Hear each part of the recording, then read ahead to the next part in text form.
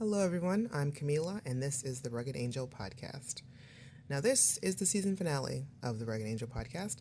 The holidays are creeping in, so I will be taking a break until January. Now, hopefully, you don't forget about me during that time period. But, never fear. I'm sure there are some past episodes that you can listen to for the first time, or maybe give another listen to one of your favorites. And you can also check out my other podcasts, Down to Watch, where we talk about TV shows, movies, and other pop culture things. The Scandalized podcast, where we talk about the TV show Scandal, and Revisiting Sunnydale, where we are rewatching Buffy the Vampire Slayer, one episode at a time. All of these can be found under Rugged Angel Productions on SoundCloud and iTunes, and also at ruggedangel.com.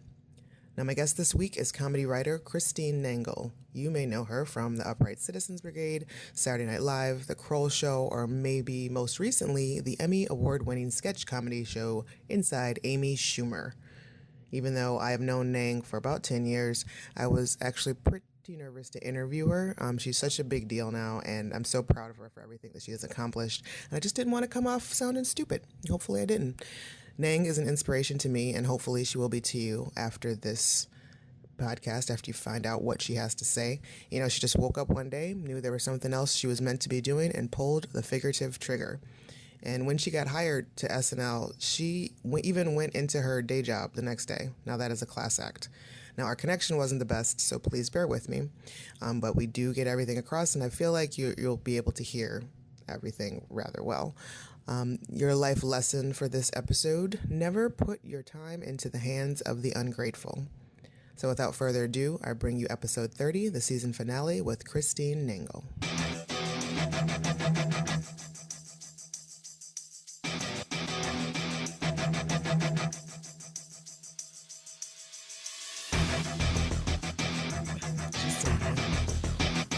So, Christine Nangle, welcome to the Rugged Angel Podcast. Thank you. I'm super excited to talk to you. I'm going to talk to you in ages, and it'll be nice to be able to sit down and talk to you for an hour and force you to do so, and you can't run away anywhere. Unfortunately, you're not in the same room, but I got you. All right. So, how's your day going so far? So far, so good. This is my second day back in New York again. I just came back to New York for a couple months again to write for season 4 of Inside Amy Schumer. And we always write and shoot out here. And then when we're done, I go back to LA, and then I come back again, and blah blah blah. So how long is that? Like, how long are you usually in New York and versus LA? The writing period is 13 weeks long. So that plus, I think, like 2 weeks off for the holiday. Oh. So almost 4 months. Wow. Do you have a preference for whatever coast? I'm really becoming a California person. I know. Christine.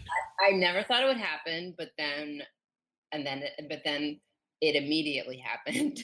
Oh, wow. So it just took hold of you immediately. Well, it's cliche to say it, but the weather is so much more enjoyable. You're going to hear some honking and stuff because I'm sitting in my apartment and it's New York. So, yeah. And then I got a dog, and I'm able to actually have a dog, and that's awesome. And I'm sure he prefers it in LA too, much more to run around. He's actually there for the next few months with his dog sitter. Oh, I'm sad about it, but he's very happy about it. What's your dog's name? My dog's name is Philby. Philby. Philby. Philby. Philby. Well, Philby, you are in our thoughts. So let's go for a little background. You're originally from Philly. Yeah. Yes. And what was, I'm going to try to pretend like I don't know already this story, but what was like Philly like growing up for you? And I know you have two sisters? I have 2 sisters and a brother. Right.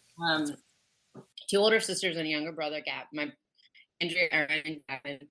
And it was, I grew up on a tight-knit block, like in row houses. When I talk about it, people tell me I sound like I'm talking about like a neighborhood in the 50s or something. Like everybody like watched everyone else's kids and stuff. Huh. Uh, but yeah, it was fun. I went to Catholic school for 13 years, and that was probably why I became a comedian. To deal with the pain. To deal with the pain, to find some way to put my guilt and shame on other people. Um, but yeah, it was it was a great place to raise kids. What was high school like for you? Because I like to find out a lot from my guests. Just because most of us, I think that high school sucked. I've had like a couple that were like, oh, it's great. So I just want to know where you are on that scale. Well, most comedians and comedy writers will tell you it was bad, but I actually had fun. I I had like a I went to an all girls high school, like an all girls Catholic school, Mm. and I had a tight knit group of girlfriends, and there was something about going to an all girls school, and it wasn't like a Britzy private school or anything. It was just like a basically an inner city girls school in North Philly, and I just feel like there was a lot less judgment and cliques than there usually are. I mean, there definitely was a lot of that, but it felt like I don't know. I was comfortable there, and Well, it's like sadly enough, like in a all girls school, you think, and it's sad to think of it that way, but you take away that distraction of boys, right. and it's like they're no longer competing for boys' attention, so it's no use. There's no sense in them, hating on each other and clicking up, I guess.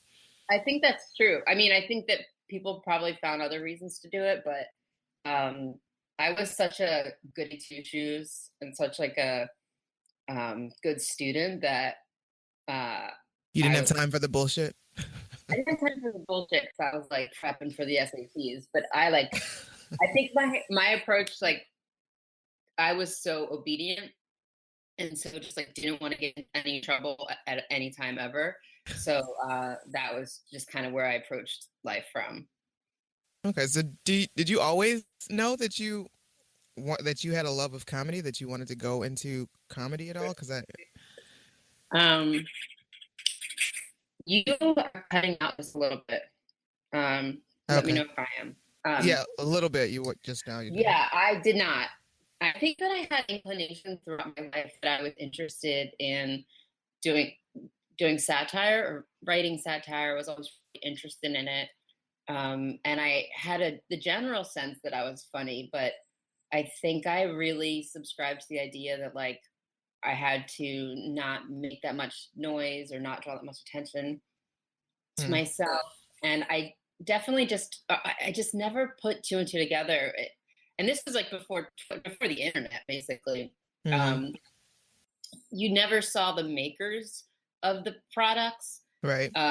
You never really knew who was creating things, who was writing things, and then so I never thought about who was creating these movies and shows that I liked, and B, like I knew it wasn't women, Mm-hmm. so or in my mind it wasn't women, and none of the adults in my life really ever did anything out of the ordinary. So I kind of just didn't want to rock the boat and never kind of thought bigger or thought differently than what I saw in my life. Oh So wow.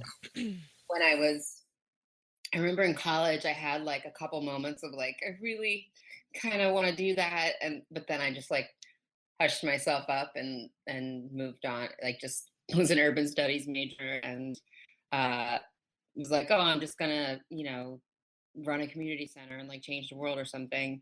But a year when I first moved to after college, I moved to Pittsburgh, which is where I met you. Mm-hmm. And after like, I don't know, a year or so, I was like, I can't hold this in anymore. I want to try this. And I started doing improv, and then my life was just all downhill from there. Well, I mean, it was pretty. I mean, I think you've been making a lot of brave choices in your career ever since you decided to take hold of that, the comedy bug. Ever since you decided, like, you know what, I'm just gonna go with this because you were in like a completely different field, and I guess what most people would consider to be like the safe bet, and then you're just like, you know what, you went ahead and followed your passion all the way over to New York. Just so what was that like after what, like 3 years here in Pittsburgh is when you But decided to move to New York? 5, okay, and then you yeah, decided to move to New York, and what brought that decision on? I think I was working in a public policy campaign for like 2 or 3 years, and then I quit to focus on comedy and was waitressing and delivering food for a living. And I was driving up with a couple other guys. I was driving up to Cleveland once a week to take improv classes Mm-hmm. because there weren't any improv classes in Pittsburgh at the time. And it was like the happiest. I was at a real crossroads in my life, I felt like. And Mm-hmm. all I knew was the happiest that I was in my life was when I was learning and getting better at comedy. And I never was like, I want to be a comedy writer. I want to be a TV writer. I want to career in that. I was just like, this is what I want to do. Mm-hmm. And I just like kind of felt like I had to pull the trigger on that. I'm I sorry, you felt, thought you had a what? You're cutting out. I felt like I had to pull the trigger on that. Yeah. Yeah, I think I was also going a little bit insane. And like I look back and I said to my parents recently, like, because they've always been supportive of me, like, well, she seems like she knows what she's doing. And like I recently, I think it was after like the Emmys or something, I was like, why were you like, this all could have gone so badly. Like from the moment I like quit my job, my like reasonably stable good job in Pittsburgh, Right. like this could have all gone the exact opposite direction. Like you guys were insane to support me. It's like we just figured you knew what was going on. We just figured you knew what was going to happen. I was like, I had no idea. Well, it's just, I mean, they've supported you because they recognized, well, apparently, I mean, they had to have known that, you know, Christine's not going to do something just to be doing something, you Mhm. know, like you've got a purpose behind mostly everything that you do, and that you're talented. Like you have like you are funny as hell, and that's like, you know, it would have been crazy for it to have gone in the opposite direction. I would have lost all faith in the world and humanity had you not succeeded as much as you have. So you mentioned after the Emmys. Now I know that you recently won an Emmy. Yes, well, I personally do not have an Emmy, Okay. but The writing team. the show won for best variety sketch show, and Nice. so the only people that actually like walk away with Emmys are the producers of the show. Okay. So Well, uh, well, congratulations for making it to be the best sketch comedy show. I mean, thank you. I feel like I have one. I'm just like so psyched for us because it really felt like a team effort. Mhm. Um, but yeah, we were nominated for writing, but we didn't win because of the goddamn Daily Show again. Oh, okay. So you moved to New York, and when you got to New York, you were still taking improv classes. You joined a troupe, or what was going on there? I started taking classes, sketch writing and improv classes at the Upright Citizens Brigade Theater. Mhm. And once you probably know from Pittsburgh, like you kind of when you enter into an artistic community, you can just get all wrapped up in it, and it's so Mhm. exciting. And it's like an instant community. And Mhm. for me, it kind of felt a little bit like grad school, where I'm sorry, you cut out again. It felt a little bit like. it felt a little bit like grad school or some, I mean, it was school. It was just felt very concentrated. Mhm. And at the time, I was 26 or 27. Mhm. And I'm going to say I was 27. And a lot of the other people, almost all the other people that like were just starting to take classes with me were right out of college. Oh, And okay. I've always felt like I had like so much more to lose, and like I made this insane choice, and I just needed to like it had to work for me. Mhm. So just I don't know, focus, just kept my head down and focused really hard. And yeah, so then I was like, they decide you have to like audition for things and submit for things, and they put you on teams. It's pretty competitive. It was really competitive when I was there, but now like interest in the school and enrollment has just exploded. So I can't even imagine how difficult it is to get on teams now. God. Um, but yeah, so then I wrote for a team, two teams, and performed at the theater. Nice. And and I know you were writing, you ended up getting hired to write for Saturday Night Live, which has Right. got to be like the biggest coup d'etat for any comedian.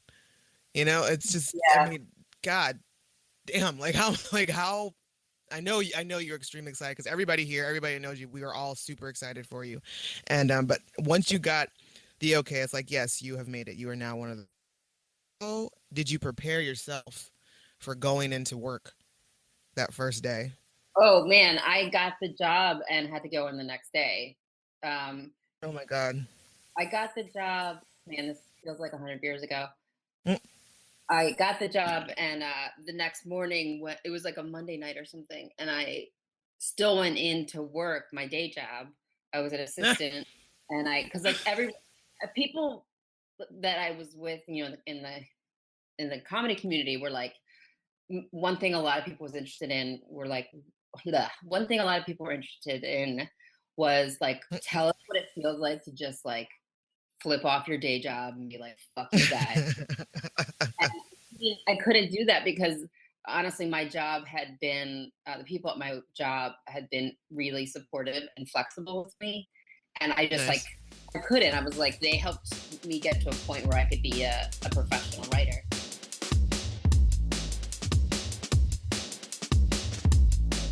Yeah, although I will say I don't feel like I ever like idolized working for Saturday Night Live or was like that's my dream job or anything like that. I was kind of like Mm. when I got the job, I was like, I don't even watch this show anymore. Um, and so kind of had to work from there.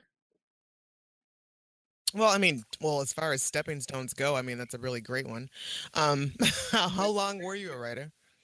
I was there for 3 seasons, Okay. and it was yeah, stepping stone wise, it was helpful. Yeah. Immensely. So after SNL, you moved on to the Kroll Show, correct? Yeah, yeah. A couple months after that, I went on to Kroll Show and I wrote for the second season, and that was just so fun because the room was just. I had a much better experience there than I did at SNL. Like I kind of like cried the first day and was like, "Oh my god, I'm not a piece of shit. I'm actually good at this job." Oh, Um, okay. So wait a minute. So I mean, is this something you can talk about as to why this was a better experience, or is that uh, are we gonna gloss over it? might we might gloss over it. I mean, it's Okay. every people you hear stories about like oh SNL's talk is like a hard place to work, Well, on but the average, like how many writers are employed at one time? like I don't know, like a little less than 20 maybe, like Okay. 17 to 20. Hmm. Um, but the I just didn't thrive in that environment, and I think you kind of have to be a little bit of a psychopath to thrive in that environment. Well, But I mean, I would imagine that it's competitive on itself within the writers that are there because it's everyone's trying to get their stuff on yeah, air. yeah, yeah. That's true, and I think that kind of thing. There's like elements of the job because of the short time schedule and the fact that it's live. There's things that are going to be challenging, Hmm. but I don't. There's a lot of things that are just super fucked up and way harder than they have to be. Gotcha. And I think it's partly because it's just the way that it's always been since like The beginning of time. since the 70s, like that's what comedy should be, right? Like being psyched about something that started 40 years ago and like bowing down to a Yeah. millionaire. Um, no one's gonna hear this, right? So yeah, So the the Kroll Kroll Show Show was a was much better awesome. experience for you. Yeah, it was just for me, like it was the more of an environment where I thrived and had such a fun time writing. And then we were around for the shooting a little bit, the filming, I should say, in a way that I've not been around for the filming of Inside Amy Schumer because I always go back to LA for one thing or another. Oh. So I worked for Nick Kroll's sketch show. And on Nick Kroll's sketch show, that's where we created Pennsylvania as an homage to Pittsburgh and Philadelphia. And how much of that was that your idea, was to make this homage to Pennsylvania? It was we had been talking about wanting to do something about reality show pawn store shows. Mm-hmm.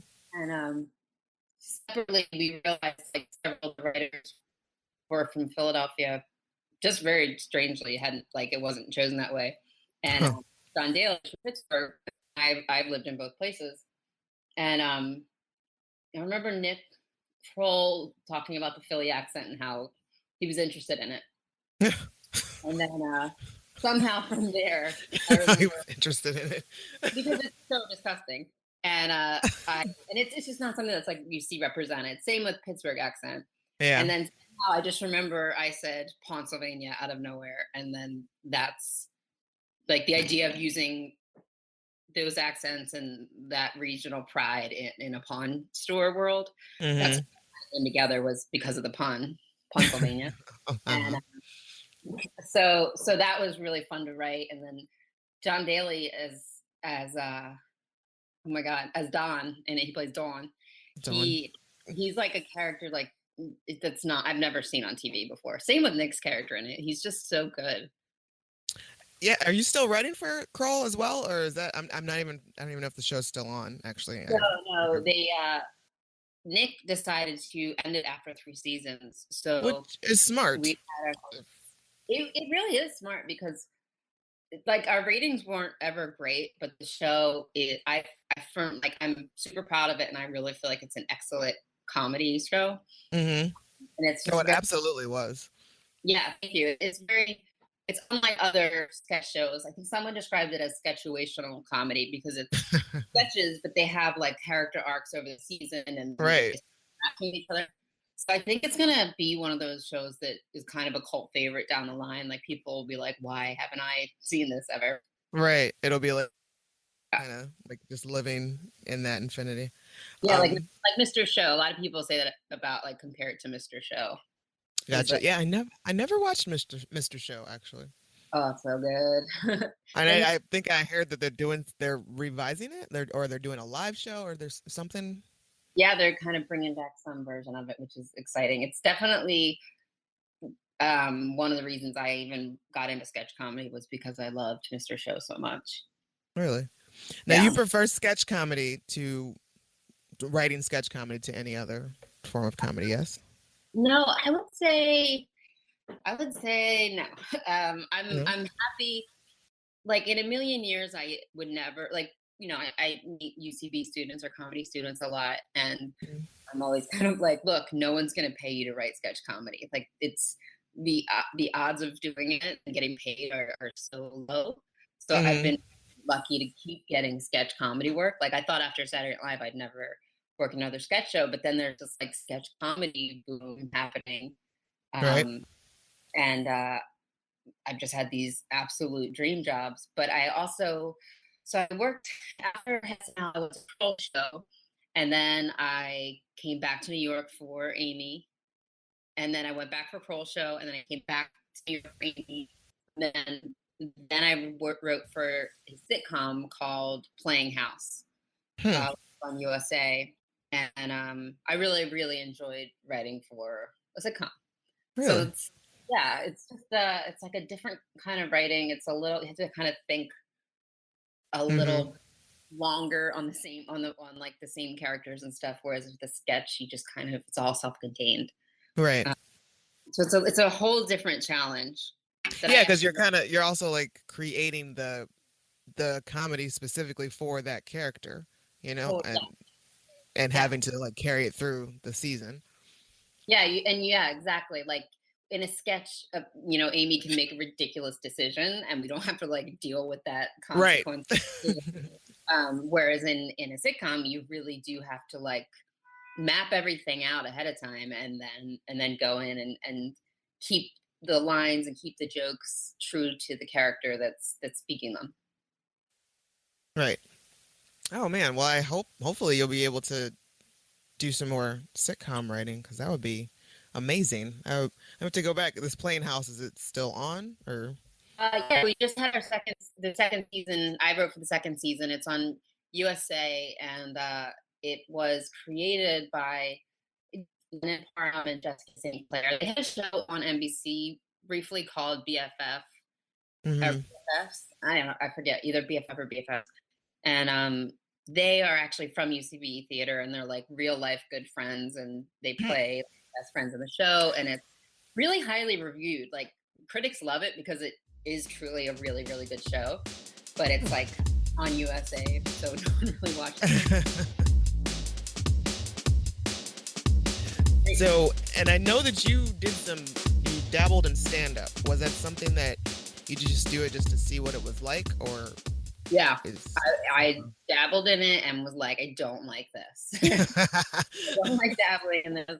I did it, like, I probably did it 10 times, like, over the course of a year or 6 months, I'd say. And I was doing this, like, one show at UCB, and, like, I talked to my mom on the phone earlier in the day, and I was like, I'm just nervous because I have a stand-up show later. And she's like, Chris, do you even like doing this? And I was like, no, oh my God, no. Like that was as simple as it was. Like she just had to ask me, do you like doing this? And I was like, I don't. And it was like giving me permission to not do it. I was like, I just feel like it was something I should do. And I'm really glad I did it because it was a challenge and I wanted to see what it was like.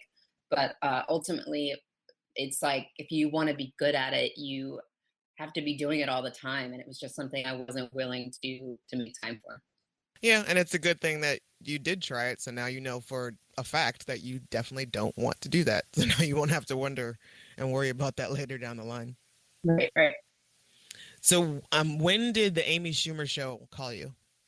When did that happen? That happened. Oh gosh, not this. Like 3 Marches ago. 3 Marches ago. Marches ago, something like that. It was. I remember it was like it was like in the springtime. I got contacted. I guess they had contacted my agents, and because Jessie Klein is the head writer, the amazing head writer of the show, and she and I shared an office, a tiny office at SNL. And Okay. my first year, she was there for my first year, so that's how I met her, and she, remembered me or whatever. So that's when that happened, and then we started in like June. And so then, yeah, I've been back in New York for 2 writing seasons, and now I'm just starting my 3rd. God, and Amy Schumer, the show has been just like breaking all sorts of boundaries, and I mean, is the majority of the staff, the writing staff, female? It's about half, yeah. Mm-hmm. Which is already just like insane. I'm surprised that we haven't been like fined by the union for having too many women or something. Oh my God. It's just unusual in a way that is. You're cutting out. I don't know what to do about that. I'm sorry. Sorry, listeners. It's really funny because you can just pitch things about your life and not have to worry about being like the girl writer or trying to represent the whole of the female experience in one sketch. You can just be like, hey, this is true to my life. Let me tell this story, rather than, everyone turning to you and being like, oh, we want to do a joke about tampons. How do they work? Okay, so do you find that there's a grand difference working for Amy as opposed to Lorne Michaels? Or just like or a dude in general, I guess, or I mean, is there a different dynamic happening? Yeah. Well, in my experience, I mean, obviously it's going to be different for the person, but in my experience, right, personally for you, with like having Jessie running the room and Amy in the room, like, and just the fact that they're women, it just kind of, like I was saying, it's just normalizes it a little bit, so it makes me feel more like a whole writer and not representative or something. And makes me feel more welcome and comfortable, which is how I produce my best stuff. And Absolutely. I think it's definitely like it doesn't necessarily have to be a woman that does that. Right. Yeah, because you can have a female head writer and she could be not like that. But working for Nick Kroll was great too. It was different, but it was a good experience. Nice. So have you found it any difficulty working in TV or comedy as a woman? Well, I think that it's right now it's really good. It'll like help you. People are always like looking for diversity or whatever. And, it'll kind of get you meetings or have people be interested in you because you're a little bit of a novelty. Uh, Mm-hmm. and it's kind of like hot now to like to get like the female perspective on things. And I think the success of our show is pushing that forward. Um, but on the flip side of that, it's kind of like you feel tokenized Right. um, and I'm white, so I guess I have that part easy. Um, hey, to the listeners, I'm white. In case you weren't aware.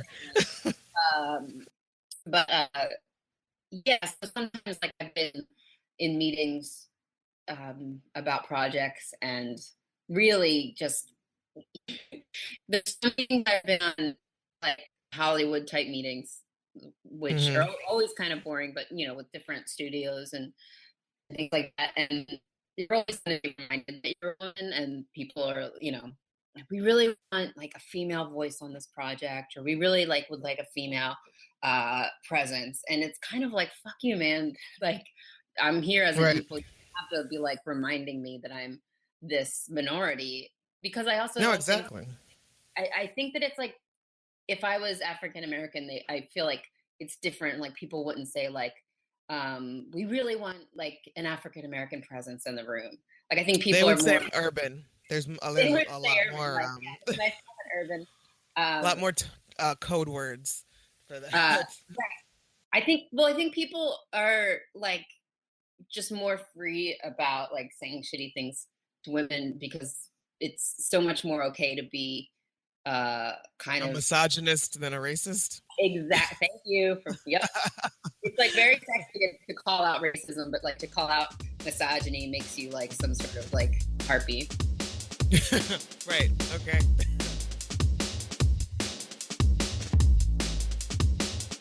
Well, for me personally, because of like bullying and like in like high school and stuff, and noticing how catty and backbiting the girls that I went to school with could be, and they were, that didn't give me a sense of freedom to be able to open up or be myself. And with other women, I became more comfortable hanging out with dudes, just because I could get away with doing different things or behave a certain way, and not being just the ones in my experience of the women not always worried about what I'm wearing or who you're sleeping with or things like that. So for a long time in my adulthood, I kind of had this wall up as to where I wasn't really letting too many women in my life, just because I didn't trust that it was going to be a genuine relationship. Gotcha. So I'm just wondering, is that something that you've experienced, or? That's a good question. I feel like it's not something that I have been aware of. It seems like, for me to put it in a high school context, like thinking now about like those girls who would have been catty or backbiting or something, like I wonder if you could go back and interview them now, like what you should get them on your podcast. Like where that comes from, because I think it's like, sadly I think it comes from this idea that like there's not enough, like an idea of scarcity, as they say, like there's only so many boys to go around, or there's only so much attractiveness to go around, or whatever. And or there's only so many token jobs for women to go around. There's only so many women that we can get the female experience from, Yeah, absolutely. And that happens a lot in my profession where if there's just a few women, you're going to be pitted against each other. And Hmm. I think like other people, especially men, are going to like see, like, say it's you and one or two other women. They're going to think it's a competition, and you're going to feel like it's competition unless you Right. decide it's not a competition and Right. find a way to build like some sort of support or something. Hmm. Um, Sadly, sometimes like the powers that be do feel like that, like, well, there's only room for two, so you three better battle it out, Right. which is bullshit. Yeah, Um, absolutely. but I think that yeah, it's like I'm sorry to hear that because it's sad that those girls didn't get to know who you are, the real you, because you're awesome. Oh, thanks. Well, it's something, like I said, as of, the past 10, 15, whatever, just like later on in my adulthood, it's just when I started to try to make a more of a conscious effort of not letting those bad experiences structure my future and my present, and, because I don't want to miss out on having that great sisterhood or, other women to lean on or support or to help you forward. It's just to talk to and to share these experiences that a Yeah, lot of times are very specific to our gender. yeah. Just because we've got enough people, enough dudes against us, or enough that we don't really need to help the cause as to like, Totally right. And I think I never thought about it this way, but I think because I have two older sisters, and I had these girls that I grew up with in my neighborhood. So they to me were like family. But hmm as I got to college and later, I think I probably thought of women like my girlfriends from my neighborhood, they didn't count as like women. They were like me. Like they got it. But hmm I that I've had like so many prejudices that I now regret, and I now feel like I missed out on friendships and relationships that could have been really good because I did have that thing where I was like, oh, I'm better friends with guys because girls kind right, of suck. Or like, really valued when a man or a woman, but mostly when a man would say, "You're not like other girls." I would really value that rather than now where like I've kind of learned like, well, what's wrong with other girls? yeah. What does Um, that mean? yeah, what's going on? So, but that's like, a lot of that is just growing up. And I really think a lot of it is the internet and just like being exposed to a lot more ideas and really Right. understanding the shared struggle of women on Twitter and blogs and stuff like that. Um, and just really being interested in it and like, well, why is it like that? Like it doesn't have to be this way. And I think that I had like these preconceived ideas. Like I was kind of a tomboy a little bit, but also like really didn't wear makeup or get dressed up. So I assumed that if someone did wear a lot of makeup or get dressed up, that they must be vain or Right. something. And like now, like looking back, I'm like, oh my god, I was so small minded. Um, Right, exactly. Like I didn't do that a lot myself, and it's like, I'm just now, with the last 10 years or so coming into like, oh, yes, I do like dresses, and yes, I do like getting, dolled up at times. I mean, I am more comfortable in jeans and tennis shoes and a t-shirt, yeah, but I can embrace that feminine side of, makeup and pink and, dresses. So yeah. it's just a shame that I shunned it for so long. Or even if like you grow up and you realize, oh, like I still don't think dresses are for me, but if dresses are for you, that's Yeah. cool. Right, Um, exactly. It's like I'm not going to say that you're prissy just because you enjoy dresses. yeah, Like I'm not going to think down on you because of exactly, that. exactly. Yeah. I What is think the legacy? What? go Go ahead. ahead. No. I think I probably like took on attitudes from like men in my life and boys Mm. in my life that I didn't realize I was getting my ideas and my opinions from them.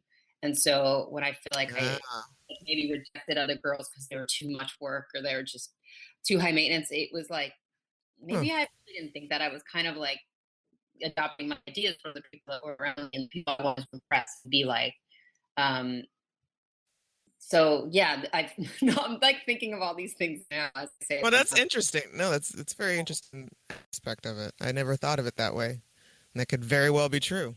That makes sense. Yeah, yeah. What is the legacy that you would like to leave behind in life as Christine Oh, Nangle? well, I want my dog to live forever. Obviously. So that I think I'm saying this. I don't know if you can hear the Yes. ambulance. It feels like Are they coming to get you now? I'm telling you what I want my legacy to be as I'm bleeding out. Like cough, cough. Tell them I cared. I tried hard. Tell my story. I guess I want my legacy to be someone who didn't just accept things the way they were and tried to use my gifts and my interests to make a difference. And mostly, I think I would want to be remembered as someone who was fun to be around and made you feel lighter and safe and happy and secure and light when I was around you. Done. Nice. I can die now. You're good. What haven't you done yet that you really want to do? Professionally? Professionally? Personally? Oh gosh. And Professionally, around your house? Whatever. oh my god, my ceiling fan is really dusty. I would like to write a movie. I like a comedy, and personally, I would love to meet a husband and have children. Like a husband for me, not someone else's husband. And are you sure? Because I feel like it's. I mean, it's cute. Is that really? It's cute and it's sperm work. I'm in. But I think that I'm really interested in the national parks, and there are a lot of national parks I'd really like to go to, and I think that's kind of been a thing I've been really focused on lately. Have you traveled to any as of yet, or?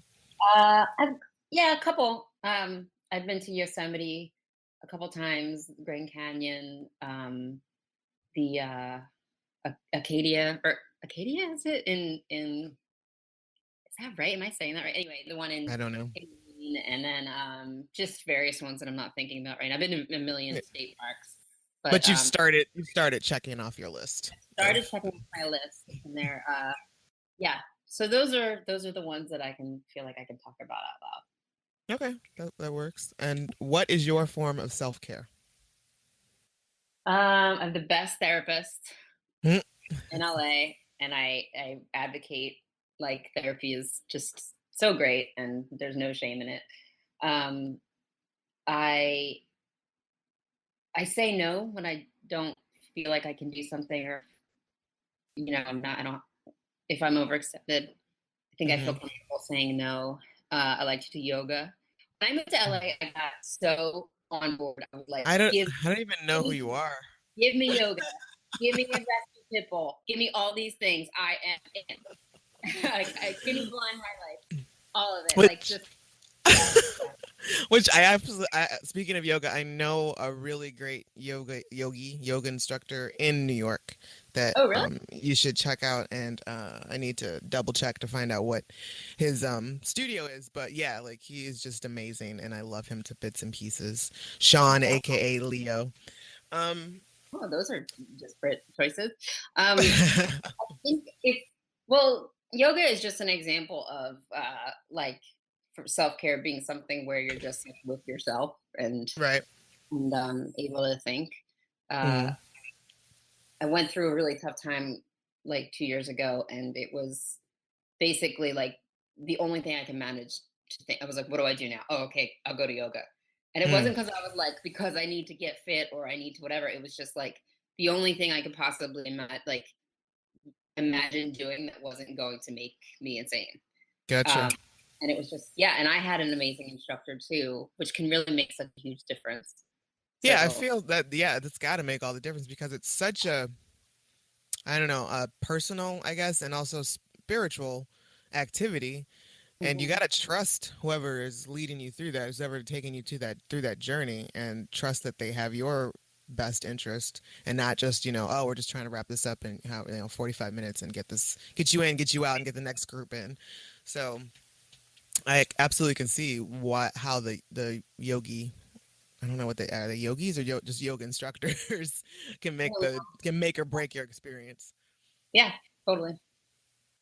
And It speaking kind of of, wait, actually, let me just say, as it relates back to what we're talking about, where it's mostly women in any of the classes I've ever been in. Mhm.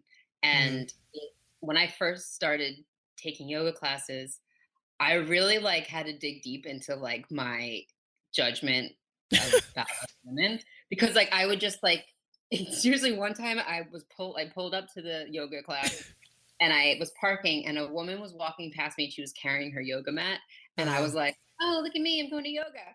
And I was also going to yoga. It really like honestly like I remember saying or tweeting or something a couple years ago like they're supposed to make you calm and peaceful and loving, and I hate everyone I've ever taken yoga class. But like over time, as I've like just like learned about focusing on the athleticism of it, or just like the what it actually is about, like I feel like I've made like a 180 in terms of like how I think about the other people in the class. Like they're all mhm. there, so am I. So no one's better than anyone. Well, that's a really good point. Um, and I'm glad you've found your center and you're able to accept yourself as a yoga. Yeah, I mean, but I could lose it tomorrow. And I could be like, "Fuck everybody," you never know. Just like that, you could turn on a dime. Yeah, I reserve that right. Yeah, yeah, oh yeah. Which is why we're gonna take a quick break, let you regroup, and then we're gonna come back with your top five.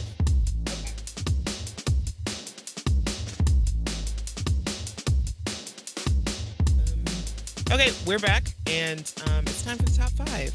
What I gave Christine was to give me her list of top five women comedians. And I also made a list. So after you have Oh, given us yeah. yours, I will give you mine. Um, um, yeah, I have not put too much thought into this.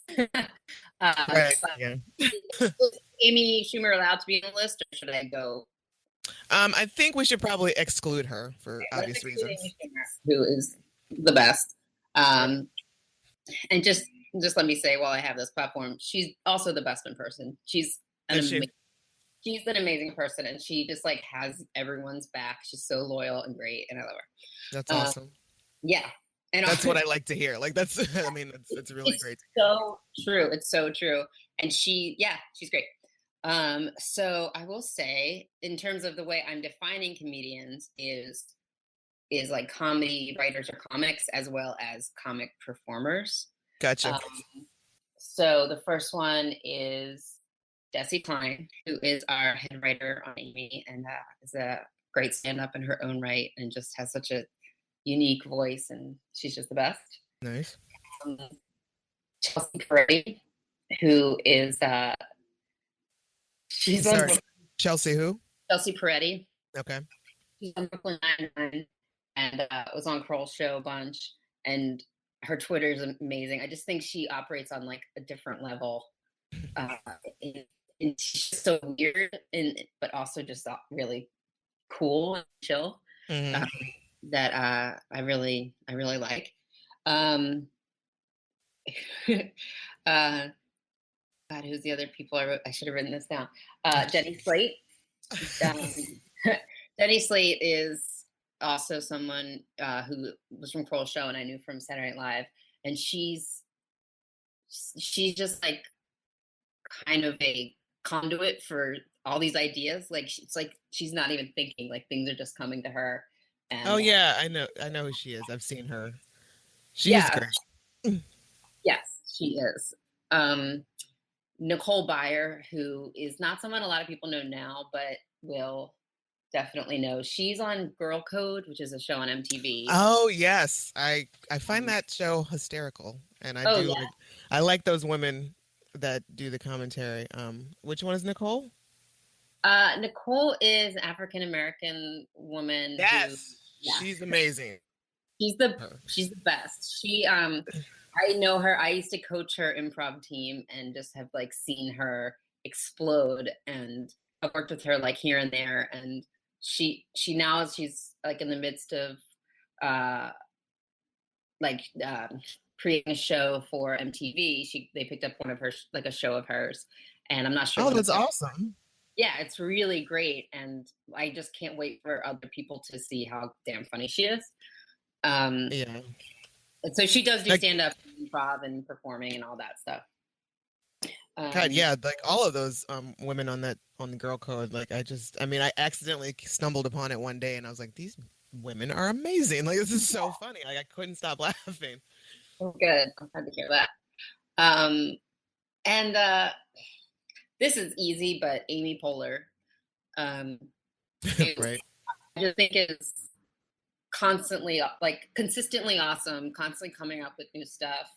Has meant a lot to me in my professional career in that she is one of the founders of UCB, but is also like another person like Amy Schumer who's just has your back and is just like a great advocate and supporter of other women and of talent, but of other women. Nice. 5. Oh, I forget. We had Jenny, we had Nicole, we have Amy, and Klein. We have one more to go. No, I said Chelsea Peretti too. Oh, that's right. So that's 5. There it is. Yeah, those are the 5 that I thought of all the time I had. Yeah, that's kind of how my list went as well. And these aren't like since I'm not in the mix. Like these are all probably they're very everybody knows who these women are. Aisha Tyler, number 1. Oh, Like yeah. she is like who I strive to be. I mean, I'll never be a comedian, but like as far as her work ethic and the fact that she does so much, like how she's just like producing so much content and material on her own, I love that about her. Have And you ever met her? no, God, I wish I would love to. I would love a picture of you two together. Right? Yeah. Like I have been called like her doppelganger so many times. It's like I just need 10 minutes, Aisha. We can that's it. Ellen DeGeneres. I've always enjoyed her stand-up comedy. And I like her show. She's like one of the few daytime talk shows. I think the only daytime talk show I could stand when I happened to be around at that time, during that time period. Jessica Williams. Oh yeah. The Daily Show.